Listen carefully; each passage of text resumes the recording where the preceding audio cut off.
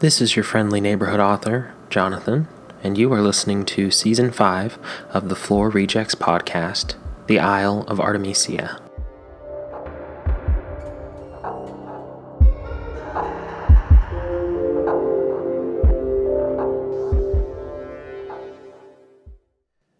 Welcome back to the Floor Rejects podcast. This is your friendly neighborhood author, Jonathan, here with another chapter from the Isle of Artemisia. If you're new here or you're just tuning in after a while, as you know, every week I read to you a chapter of a story I'm writing or working on, and then afterwards I like to discuss it a little bit, talk about things I liked or didn't like, or things I want to do better, or things that are going on with the story. Last week we followed Barrett as he kind of made a little bit more than friends with Anaxos, another of our main characters, the resident on the isle that has rescued him. But at the end of the chapter, another friend who was shipwrecked with him, Crystal, discovers the two of them getting a little bit intimate and kind of throws her hands up at it and just laughs and walks away. But in the last couple of sentences, it's revealed that there's some sort of danger on the isle, and that's where we left off. So let's jump into this week's chapter. Chapter 19, Revelations. Barrett runs straight for Crystal as she unassumingly walks towards the edge of the water, unaware that behind her stood a group of unfamiliar men in various stages of odd dress. They weren't moving, seemingly just staring at her back as she trudged through the sand. "Crystal," Barrett calls, trying to catch up with her. She puts her hands up, still walking. "I'm not going to say anything, Barrett. That's your business." She's cut off as Barrett reaches her and latches onto her arm, pulling her back towards the hut. "What the hell?" she asks, trying to pull free. Barrett points at the group of men, and quickly she shuts up, opting to follow him as he sprinted towards the hut. "X!" Anaxos shouts, and Anaxos comes out from around the side of the hut, smiling dumbly at Garrett. As he spots the others on the beach, he begins to rush at them, past Barrett and Crystal. She rushes into the hut, but Barrett stops short, turning to watch as Anaxos charges at the group of men standing there. There were 4 of them, all standing stoically on the edge of the beach. Anaxos looks as if he's going in for a swift attack, but all the men, as if it had been practiced, take a knee as he rushes them. He slows, obviously unsure as to what they were doing. He stands a safe distance, shouting something in Greek. One of the men looks up at him, saying something in a deep, gruff voice. Anaxos responds, taking a step forward. The men do not move. Then the man who spoke stands. He responds to Anaxos, who takes another cautious step forward, saying something a bit quieter. Barrett begins to walk towards them. He approaches slowly as Anaxos and the apparent leader of the group go back and forth. As Barrett draws closer, he can tell the exchange isn't particularly pleasant and isn't something he was going to understand. He pulls up just behind Anaxos, who's in the middle of saying something when he turns, sensing the smaller man behind him. He turns back, finishing his statement.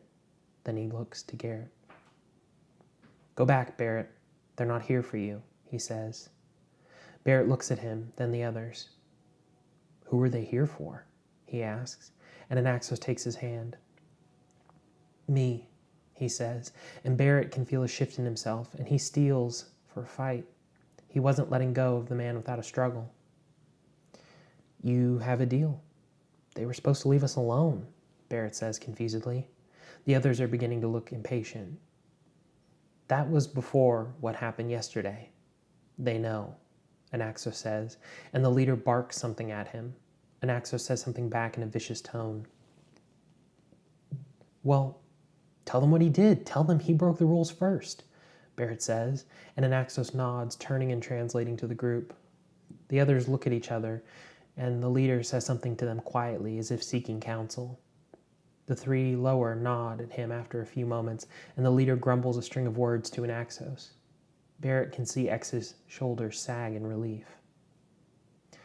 "They said they will take this back to the camp. They do not believe me, but it is up to the group," Anaxos says, taking a step back as the other 3 stand. Then Nick comes crashing from the bush, all of them turning to look at him. "I saw them coming. I was going to warn you," Nick gasps, trying to catch his breath. The others stand and, following their leader, walk off the beach and back into the forest, ignoring Nick, except the last one, who stops to stare at him for a moment before walking back into the greenery, disappearing as silently as they had arrived. "Is it safe?" Barrett hears in the distance, and he turns to see Crystal and Daniel standing at the entrance to the hut. They cower there, looking nervously out at Barrett, Anaxos, and Nick. "Yes," Barrett answers, and forward the two lovers come, Daniel dragging timidly behind Crystal. The whole group meets in the middle of the beach, halfway between the sea and the forest. "What do they want?" Daniel asks quietly. "They want X. They know what he did," Barrett explains. What did you do?" Daniel asks. Crystal looks expectantly to Anaxos. The man takes a deep breath. "I killed someone. He tried to take Barrett. I snap his neck. That is it," Anaxos says, bracing himself visibly for a barrage of questions, but none come. Crystal, after a moment of contemplative thought, nods her head. Daniel looks to her and follows suit. Quietly, the pair go back to the hut, whispering to each other, leaving the three men on the beach. "I tried to warn you. I was too slow," Nick says, and Anaxos and Barrett turn back to him. "What were you doing out there?" Barrett asks. Anaxos nods, waiting for an answer. Nick looks around as if for the answer. I was looking for food," Nick says. Barrett looks at him suspiciously, sure this was not the truth. But before he can say anything, Anaxos speaks up. "I do not believe you," he says quietly, but with the authority of a nearly 200-year-old man. "It's true. I thought there might be, he says something unintelligible in Greek. "In the forest," Nick finishes, and Barrett looks to Anaxos to translate. "He says he was looking for bananas," Anaxos says, and Barrett nods, not at all convinced. Nick shakes his head. "I swear it," he says defiantly. Anaxos laughs. He says something curt sounding in Greek. Nick spits something nasty in return, stomping off down the beach towards the hut. Anaxos scoffs, turning to Barrett, his face saying something along the lines of, "Can you believe him?" To which Barrett shakes his head. He wasn't even going to ask what was said between the two of them, but instead looks up at Anaxos with a look of anguish. "Now what?" he asks. "Now, they either come for me or not, but they will leave you out of it," Anaxos says, and he takes Barrett by the shoulder. "Do not worry, I can get my way out of it," Anaxos says. Barrett nods. He knows the man was capable of many things, but fighting off a small village worth of plant-crazed maniacs may be beyond him. "X, you can't just let them take you," Barrett says, and Anaxos shrugs. "They can't kill me. I have the plant hidden," he reasons. Barrett can't argue with that either, but that wouldn't stop the others from torturing him until he gave up the location of the plant. "It's called Artemisia, right?" Barrett asks, and Anaxos nods. Barrett thinks back to Elliot explaining it on the boat, but quickly stops himself, shivering at the thought. "I don't trust Nick either, Anaxos. I think we need to do something about him," Barrett says, as Anaxos takes his hand and pulls him closer. "I tell you," Anaxos says, and Barrett nods, smiling as Anaxos' fingers stroke his palms. "What do we do?" Barrett asks. X shakes his head. "We can't do anything. Your friends trust him," he says, pulling Barrett's body tight to his. His chest heaves gently and every nerve in Barrett's body comes alive. "So, he's up to something. I can see it now," Barrett says, and Anaxos shakes his head. "Let's talk about it later," Anaxos says, pulling Barrett just up to the beach tree line. He presses Barrett hard against a tree, out of sight of the hut, and kisses him passionately, letting his hands slip down to Barrett's waist. "Now?" Barrett asks in between kisses. Anaxos nods his head, never opening his eyes, and dives down, kissing Barrett's neck, making the smaller man groan. Barrett sinks his teeth gently into Anaxos' cheek, smiling as the man moans, beginning to nip at Barrett's collarbone. "You have been starved for attention, haven't you?" Barrett asks breathlessly, and Anaxos leans up, his shoulders rising and falling raggedly. It has been over 100 years, Barrett. Anaxos growls. He squeezes Barrett's side, his eyes shining dangerously. Didn't I luck out? Barrett murmurs, reaching up to stroke Anaxos' jaw, the stubble covering it, pricking his fingertips. Anaxos takes his hand and begins kissing his fingers. No, you're stuck here. You are not lucky, Anaxos says, as he gently sucks at Barrett's index finger. He was deadpan, but Barrett laughs out loud and Anaxos smiles. He pulls Barrett away from the tree and lifts him up before pinning him back against it. Barrett wraps his legs around Anaxos' waist.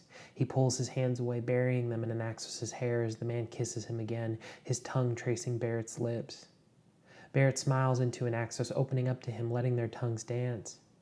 Anaxos is grunting, his hands running frantically over Barrett's tense body, through his hair, down his arms, up his thighs. Barrett pushes him back, pulling his shirt over his head. Anaxos' eyes narrow and he leans down, suckling at Barrett's erect nipples. Barrett moans, his eyes rolling into the back of his head. He pulls Anaxos' hair, leaning the man's head back, and begins to devour him, licking and sucking at his neck, tracing his tongue up and down Anaxos' rigid, hot skin. God, I can't believe you would want me, Barrett moans into Anaxos' ear. Anaxos scoffs, taking one of Barrett's hands from his head, bringing it down through the gap between them, pressing Barrett's palm against his groin. His member pulses and strains against the fabric of his pants. Believe this, Barrett, Anaxos grunts, letting Barrett slide down his body and back to his feet.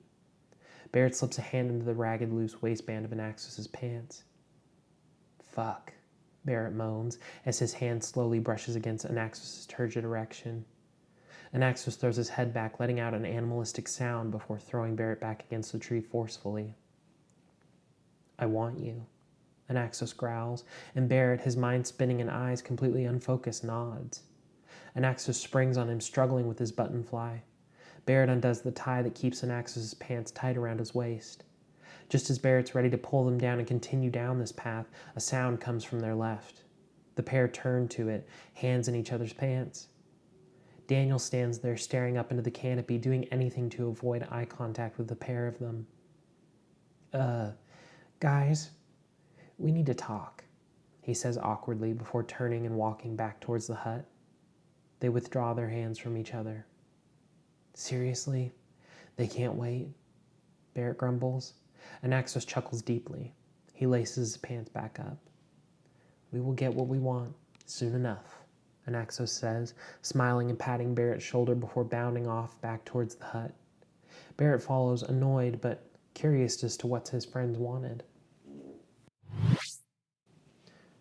Okay, so this is our first intense chapter of this story. We've had them in the past. We know how they go. We don't need to focus on it. What I like specifically about this chapter is that Anaxos gets to kind of take charge, take the lead here, and Barrett doesn't shy away from him. In the past few chapters, you know, we got some of that in the last chapter, but the chapters before that and any flirtation, any hint of interest, Barrett just kind of shut down. But now we're starting to get to the point where the two of them are just kind of into each other, and we're not dealing with the will they, won't they. It's the when are they going to type of thing.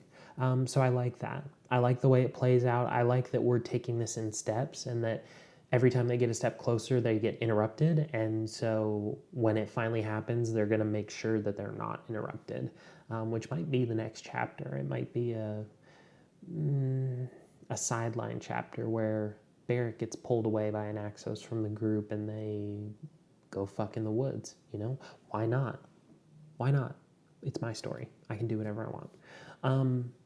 That's what I like about this chapter, is just the way that they interact with each other. I like that they're honest. I like that Barrett laughs in the middle of it. I like that they're calm, and that this like nervous sort of I don't know what Barrett would be considered. This nervous protagonist, I guess we'll call him, is so nervous all the time, and then he calms down as soon as this man is wrapped around his finger.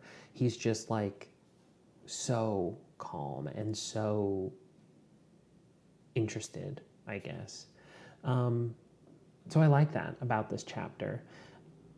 One thing I know I can do better is pronouncing Barrett's name, because I'm pretty sure I called him Garrett a couple of times. Am I going to fix it? No. I'm just going to leave it because I just worked a 10-hour day and I'm tired. But I like this chapter. I like that we're moving things along, but we're also progressing in the romantic storyline between Barrett and Anaxos, and Nick is kind of falling to the sidelines. I like that Barrett admits to Anaxos, I don't trust him either. I believe you. I don't know what's going on with him, but I don't like it. I think a lot of times in stories, it's just kind of one of those, it goes unspoken that they began to agree with each other or whatever. No, I like when characters say what they're thinking, which is, yeah, you were right, I was wrong. Sorry. My bad. And I like that when Anaxos tells Daniel and Crystal, yeah, I just killed somebody, they're just kind of like, okay, yeah, you just killed somebody. We're stuck on a desert island. We've been abducted. There's a magical plant. Okay, that tracks. Cool. We're going to move on. Crystal still is, I hate to say a representation of mental illness, but she's kind of acting as that. And she's acting as, I think, a foil to kind of reveal to us that people with mental illness, even if they're unmedicated, even if they go off their meds, can still be capable of rational, smart decision making, and that your mental illness does not define you, I hope, is what she communicates, and not something else, because that's what I want her to communicate, is that your mental illness doesn't define you. We haven't really developed her character yet. We're 19 chapters in. We should probably get to it. And by we, I mean me. And by me, I mean the person sitting in front of you with bags under his eyes, like losing his mind. Some exciting news, interesting news. I recently applied for a job. Well, I thought it was a job. Turns out it's not a job. It's more like an opportunity to work with a company that develops novels and publishes them. And they specialize in LGBTQ stories, romance stories, vampires, werewolves, and something called forbidden romance. I don't really know what forbidden romance. Let's look that up, because I kind of want to know what that is before I get myself into it. If it's what I think it is, we'll be fine.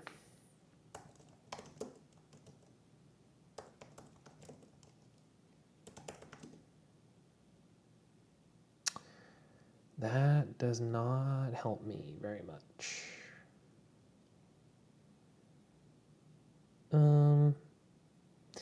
I think I'll be fine. But I applied for this, what I thought was a job, and they got back in touch with me and said, well, it's not a job. It's more like you write stories, we publish them, and if you make any money off of them, you get a share of it. So I have a Zoom call with that company tomorrow to see if anything comes from that, because I'm trying to get my foot in the door anywhere I can to make my dream a reality, I guess. It's unpaid. They require 2,000 words a day, which will be tough. And I'm hoping that some of the stories I've read to you guys, and this might play in my favor for the first time ever, because there's not very many of you, maybe it will be okay that some people have heard the story, since they're not fully finished published stories. And maybe they can be published that way, with actual covers and titles and proper formatting and all that stuff. I think that would be exciting. So that's cool. That's all I really have to share with you this week. I'm going to go, because like I said, I just worked a 10-hour day. I'm very tired, and I still have to edit this and get it uploaded. And I have to work out again. And tomorrow my day's going to be...